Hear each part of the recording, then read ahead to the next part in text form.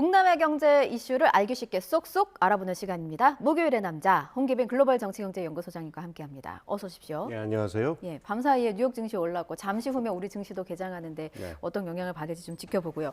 네. 오늘 저희가 공부할 주제는 네. 국고채 장단기 금리 역전 현상입니다. 근데 제가 우리 경제를 보면서 이게 경기라는 게 너무 과열이 돼도 문제고 너무 침체가 돼도 문제고 이게 중간이 참 어렵다는 생각이 들어요. 근데 오늘 침체 시그널로 불린다는 국고채 장단기 금리 역전 현상이 보이고 있다고 하는데 네. 일단 이 국고채 금리가 뭔지에 대해서 설명이 네. 좀 필요할 것 같습니다. 그 말이 어려워서 아주 간단합니다. 예. 그러니까 그 나라에서 그 꾸는 그 돈을 꼬는 그 채권을 우리가 국채라고 하죠. 예. 국채에서 가장 중요한 부분을 차지하는 게 국고채니까 그냥 국채랑 동의어로 생각하셔도 되고요. 음. 여기서 이제 만기가 돈을 꾸면은 이거를 원금을 3년 후에 돌려주느냐, 10년 후에 돌려주느냐에 따라서 이제 기간이 쭉 있는데. 그 두 가지인가요? 3년이랑 10년? 아닙니다. 1년부터 10년, 또 어떤 나라는 30년, 50년까지도 어. 있습니다. 아주 다양하게 있습니다. 예. 이 시간텀에 따라 쭉 있는데요. 이때 어떤 원칙이 있느냐 하면은 국채의 특징으로 꼭 기억하셔야 될 게 원칙적으로 그 리스크가 전혀 없는 자산이에요. 그러니까 국가가 망하지 않는 한 국가가 약속을 안 지킬 리는 없잖아요. 3년 후에 돌려주니까. 그렇죠. 우리가 다른 투자는 뭐 어떻게 돼서 망할 수 있다 하더라도 그래서 이 국채라고 하는 건 리스크가 없기 때문에 금융시장에서 가장 기본적인 그 위치를 가지고 있고 그 3년이다 10년이다라고 하는 국채의 금리는 정확하게 뭘 표현하게 돼 있냐면은 예. 이른바 시간 선호라는 것만 표현하게 돼 있어요. 어. 시간 선호는 우리가 가령 어디다 투자를 하면은 돈이 한 3년 동안 묶이잖아요. 싫잖아요. 그러면은 그 3년짜리의 이자율이라고 하는 건 그 싫은 마음을 설득할 수 있는 웃돈, 프리미엄에 해당하거든요. 그러니까 사람들이 그 어느 만큼 돈이 묶이는 걸 싫어하느냐만 표현하는 걸로 돼 있기 때문에 예. 그 여러 그 국채의 수익률이 어떤 모습을 갖게 되어 있냐면은 1년짜리, 3년짜리는 수익률이 낮아요. 그러니까 싼 돈으로도 꿀 수 있게 돼 있어요. 근데 10년짜리, 30년짜리는 오랜 시간이 걸리니까 예. 이자를 높게 쳐줘야 꿀 수가 있겠죠, 나라에서. 그렇죠. 왜냐하면 그래서- 저도 그렇죠. 돈을 오랫동안 빌려줘야 되니까. 그렇죠. 예. 그래서 그 장기 국채는 그 수익률이 아주 높게 돼 있어요. 예. 그래서 그 곡선이 1년, 3년, 5년, 20년 뭐 이렇게 쭉 가다 보면은 오른쪽 위로 이렇게 쭉 올라가는 이런 곡선의 모습을 띠게 돼 있는 게 요걸 수익률 곡선이라고 합니다. 그렇군요. 예. 근데 예. 역전 현상이라고 하니까 설명을 듣고 보니까 예, 역전 예. 현상이 더 희한한 이례적이네. 거죠. 이런 그렇죠. 생각이 이게 14년 만이라고 하던데요. 예, 그렇습니다. 예. 예. 그래서 정상적으로 보면은 지금 이론적으로 말씀드린 거 보면은 단기 국채 수익률은 낮아야 되고 장기 예. 국채 수익률은 높아야 될 게 높아야 이렇게 생겨야 되는데 예, 예.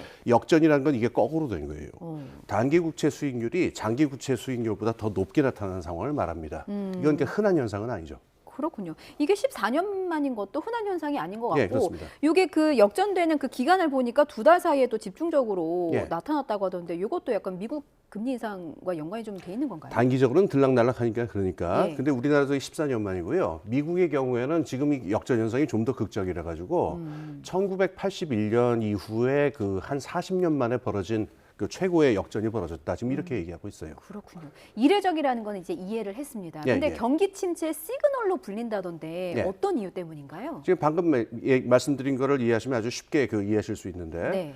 그러면은 단기 국채 수익률은 당연히 낮아야 되는데 왜 이게 10년짜리보다 더 높아지느냐? 네. 지금 당장의 경기가 너무 안 좋을 거다라고 생각을 하니까 아. 예.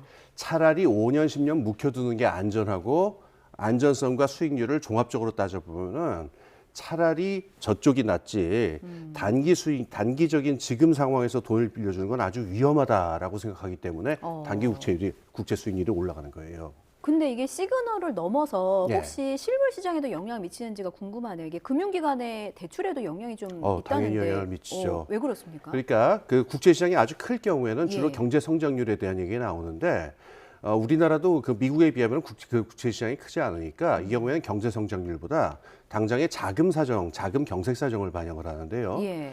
그러니까 제2금융 아까 말씀드린 대로 국고채 금리라고 하는 거는 제2금융권이나 다른 데 있는 그런 그 어떤 그 자금 저거의 수익률의 맨 밑바탕이 되거든요. 그러니까 다른 종류의 채권이 국고채 금리보다 낮을 수는 없어요. 그러니까 이게 올라가면 당연히 다 올라가니까 예. 돈 꾸기가 힘들어지는 거죠. 그다음에 이제 은행의 경우는 좀 다릅니다. 은행은 이 국고채를 이 채권 시장에서만 자금을 줬다는 게 아니라 예. 예금도 받고 중앙은행에서도 받으니까 여러 가지 예금 금리다, 그다음에 뭐 기준 금리다 여러 가지를 고려해서 하니까 이걸 코픽스라고 하죠. 예. 이건 여러 가지 금리의 이 가중 평균으로 나오기 때문에 직접적으로 국고채 금리의 그 지배를 당하지는 않습니다만은 영향을 받기는 받죠. 지금 주택담보대출 받으신 분들 중에 보험사에서 받으신 분들의 경우에는요. 예. 보험사들은 국고채 3년물에다가 한 2% 정도를 더해가지고 변동금리를 정해요. 예. 그런 경우가 많아요. 이런 경우에 직접적으로 영향을 주죠, 경기에. 그렇군요. 혹시 예금 쪽은 어떤가요? 제가 보니까 예금하면 이자 주잖아요. 근데 예, 이게 예. 1년 만기 예금이 있고 3년 만기 예금이 있는데 요즘 뭐 3년 만기보다 1년 만기 금리가 또 더 높더라고요. 예, 이건 예. 어떤 영향 때문입니까? 지금 말씀드린 바로 그런 이유입니다. 그러니까 아까 말씀드린 대로 은행 금리는 그 국고채 금리에 바로 영향을 받지는 않습니다만은 예. 당연히 국고채라는 게 워낙 그 자금시장 전체의 영향이 크기 때문에 금리는 올라갈 수밖에 없죠. 그러니까는 단기적으로 자금을 구하기 힘들게 됐다라고 하는 걸 은행도 반영하고 있어요. 즉 그러니까 지금 이 상황은 경기 침체에 대한 전망이기도 하겠지만은 당장에 지금 그 채권 시장이나 여러 가지 금융 시장에서 자금 경색 상황이 나타나고 있다. 이런 신호로 읽어야 할 것 같습니다. 어쨌든 돈도 돌지 않고 하니까 경기가 더 어려워질 수 있다. 경기 침체 그렇죠. 시그널이 당연하죠. 될 수 있다. 이렇게 지금 제가 이해를 했습니다. 앞서 수장님께서 이게 그 국고채 금리 역전 현상이 우리보다 미국이 더 극적이다. 뭐 이런 말씀을 해주셨는데, 근데 미국에서는 오히려 이게 긍정적인 시그널이 될 수도 있다. 뭐 이런 얘기도 나오던데. 이거 그러니까 이제 그 투자 해설하시는 분들은 항상 사물의 밝은 면을 얘기하는 분도 있고 다운사이즈를 얘기하시는 분도 있으니까 이게 그러니까는 사람들이 저쪽으로 가는 건 오히려 장기적으로는 인플레이션이 잡힐 것이기 때문에 장기적으로는 그 어떤 그 안정적일 것이다라고 하는 신호를 읽어야 된다. 이렇게 긍정적으로 해석하시는 거고요. 예. 저는 좀 부정적인 얘기도 하고 싶어요. 지금 그 앵커님께서 말씀하셨지만은 이렇게 해가지고 이 수익률 곡선이 역전이 되면요 단기적으로는 자금 구하기 힘들어지기 때문에 이게 다시 경기를 악화시키고 경기가 악화되면 또 이게 올라가고는 악순환이 벌어질 수 있어요. 이 부정적인 측면을 저는 지금 좀 더 주목해야 되지 않나 그렇게 생각합니다. 말씀 듣고 보니까 정말 뜨겁지도 차갑지도 않은 중간은 정말 어렵다. 그러니까 골디락스라고 하죠. 예. 모든 경제 그 관련자들이 꿈꾸는 상황인데 쉽지 않습니다. 아, 그렇군요. 자, 다음 이슈로 넘어가서요. 코인 시장 얘기를 좀 해보겠습니다. 코인 시장 역시도 좀 한 치 앞을 알 수가 없고 뭔가 중간이 없는 시장인 것 같기도 한데 위믹스라는 가상 코인이 있는데 이제 상장 폐지를 앞두고 있어요. 그러니까 예. 이게 실제 유통량과 공시된 유통량의 차이가 있다 보니까 이제 상장 폐지 결정이라는 뭐 어떻게 보면 극단적인 결정까지 나온 건데 이 위맥스를 발행한 위메이드라는 업체가 가처분 신청을 냈습니다. 좀 어려운데 쟁점이 뭔지를 좀 정리를 해주세요. 지금 그러니까는 방금 말씀하신 대로 이 우리나라의 그 거래소들 여러 군데가 연합해가지고 총체적으로 관리를 하는 데가 있는데 여기에다가 보고한 유통량보다 더 많은 양을 유통시켰다라고 하는 게 문제예요. 그래서 이걸 폐지하겠다라고 하는 건데 예. 이 거래소들 입장에서는 그 소비자들의 신뢰를 위해서 유통량에 대해서 정확한 어떤 그런 투명성이 있어야 되는데 그걸 어기면 어떡하느냐 이걸 문제 삼은 거예요. 예. 그러니까 다시 말하면은 지금 그 코인 시장에 대한 어떤 사람들의 신뢰라고 하는 게 지금 고금리 상황하고 맞물리면서 좀 흔들리는 상황이니까 예. 여기에 대해서 거래소 입장에서는 분명한 입장을 보여야 된다. 어떤 강한 조치를 해야 된다라고 하는 게 섞여서 이게 나타난 거고 그다음에 발행한 쪽에서는 이건 굉장히 억울한 일이다. 이렇게 해서 지금 일이 벌어지고 있죠. 그렇군요. 이게 말씀하신 것처럼 최근에 코인 시장이 굉장히 불안하잖아요. 예. 글로벌 가상화폐 거래소 FTX 파산 사건도 있었고 또 김치코인 사태를 불러왔던 뭐 우리의 뭐 테라, 예. 루나 사태 뭐 이런 것들이 있는데 이 같은 불안정성이 계속해서 이어지면은 또 다른 뭐 제2의 위믹스가 나올 수 있는 것도 아닙니까? 말하기 조심스럽습니다만은 그리고 이 코인이라는 게 워낙 복잡하고 블록체인 기술이다 이게 복잡해서 어려워하십니다만은 아주 쉬운 간단한 얘기를 하나 드릴게요. 예. 미술품 시장하고 비유하면 굉장히 이해하기 쉽습니다. 어떤 부분? 가령 그 예. 고호의 그림이 한 뭐 5천억 원에 팔렸다 이런 게 있잖아요. 예. 고호의 그림에 내재적인 가치가 없다고 말할 사람은 아무도 없습니다. 아름다운 그림이고 인류의 유산인데 이게 500억이냐 5천억이냐라고 하는 건 다른 문제예요. 그렇죠. 이건 거래소에서의 문제거든요. 예. 그러니까 코인이라고 하는 게 또 블록체인 기술이라고 하는 게 어떤 의미가 있고 미래적인 의미가 있냐라는 건 분명히 논쟁할 부분이 많습니다만은 지금 금융적으로 문제가 되는 거는 미술품 시장과 마찬가지로 그 내재 가치가 무엇이든 간에 그 시장에서의 투기적인 수요와 공급에 의해서 가격은 만들어지거든요. 그러니까 미술품 고호의 그림 가격이 고호 그림의 내재 가치하고 무슨 관련이 있느냐 마찬가지로 지금 우리가 목도하고 있는 현상은 금융적 현상이에요.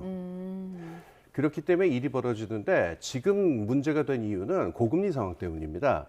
그래서 코인 시장이 계속 지속이 되려면요, 그 내재 가치가 무엇이든 간에 자금이 계속 유입이 되들어야 됩니다. 그래서 이걸 아주 비판적으로 보는 사람들은 이건 폰지 스킴이랑 마찬가지다라고 얘기하는 사람도 있습니다만은 예. 그렇게까지는 아니라 하더라도 자금이 계속 유입돼야 되는데 지금 고금리 상황이잖아요. 예, 예. 이러니까 이제 이것에 대한 내재 가치가 뭐냐라는 의심들이 나오기 시작하고 이래서 일이 여러 가지로 벌어져요. 그래서 예. 예. 어쨌든 이게 시장이 좀 이렇다 보니까 거래소에서도 강경한 대처를 할 수밖에 없는 상황인 것 같고, 근데 예, 예. 이런 상황을 좀 지켜보는 소비자 입장에서는 이게 뭐 코인 혹한기다라는 예. 평가도 있고, 아니다 이건 시장 정화 작용의 일환이다 이런 또 평가도 있더라고요. 좀 엇갈리는데 수장님은 어떻게 보세요? 그거는 이제 지나간 다음이라고 봐야 되겠죠. 예. 그 최근에 월스트리트 저널을 보니까는 거기서는 내재 가치가 제로다. 이거는 그러니까는 이 투기적인 수요가 없어지게 되면 완전히 제로가 그 가치가 사라질 수 있는 물건이다. 이런 얘기까지 나왔는데 예. 이거 극단적이다. 그렇게까지는 아니다라고 얘기하는 사람도 있어요. 관건은 뭐냐면은 아까 말한 고호 그림으로 돌아갈게요. 예. 미술품 시장에서 그 그림 가격이 어떻게 되든 간에 고호 그림을 계속 찾는 사람들이 있다고 한다면은 그거는 내재 가치가 있다는 뜻이죠. 그렇죠. 코인도 마찬가지가 되는데 뭐 비트코인이든 이더리움이든 이게 거래되려고 만든 게 아니라 사람들이 사용하려고 만든 거예요. 그러니까 이걸 사용하는 사람들이 얼마나 많이 있고 이걸 얼마나 많이 사용하느냐가 이제 핵심적인 가치의 그 내재 가치의 핵심이 되는데 어떤 코인의 경우에는 지금 한 2천만 명 정도가 사용하고 있다는 걸 내세워서 내재 가치가 있다고 말하기도 해요. 예. 문제는 그 2천만 명이 많은 숫자냐 적은 숫자냐라는 건데 그렇죠. 어떻게 보면 많은 숫자긴 한데 어떻게 보면 어처구니 없이 적은 숫자기도 하거든요. 그러니까 지금 그 미술품 시장이 초기에 형성되는 과정에서 나타나는 여러 가지 혼란이다 이렇게 보시면 될 것 같고 여기에서 그러니까 각자가 판단해서 생각하는 수밖에 없을 거예요. 투자하시는 분들은. 그렇죠. 예. 지금 혼란스러운 상황이라고 말씀을 해주셨는데 주무부처가 금융위원회예요. 근데 예, 이 예. 코인 시장 규모를 보면 55조 원대거든요. 그러니까 이게 말씀하신 것처럼 많다면 많을 수도 있고 적다면 적을 수도 있는 수치긴 그죠. 하지만 이게 55조는 크잖아요. 그럼요. 이게 강 건너 불구경을 해도 되는 건가? 뭔가 예, 예. 대책이 좀 나와야 되는 거 아닌가라는 목소리가 있어서요. 어떤 게 좀 필요하겠습니까? 그 우리나라뿐 아니고 전 세계 그 금융당국의 마찬가지로 문제인데요. 예. 지금 이 코인 시장이라고 하는 거를 전통적 금융 시장의 일부로 볼 것이냐 아니면 완전히 다른 종류의 금융 시장으로 볼 거냐라고 하는 부분에서 입장을 정해야 돼요. 예. 근데 그래서 만약에 첫 번째 입장이라고 한다면은 그것에 맞는 규제의 룰을 갖다가 강제를 해야 안정이 될 텐데 이걸 어떤 혁신 부분으로 봐서 새로운 종류의 금융 시장이라고 볼 거면은 예. 그럼 이것의 본질은 뭐고 성격인 뭐다라고 하는 것에서 정확한 입장을 가지고 그거에 근거해서 체계적이고 예측 가능한 어떤 규제 룰을 만들어야 되는데 이 두 번째 부분에서 지금 지지부진한 면이 어느 나라든 있으니까 예.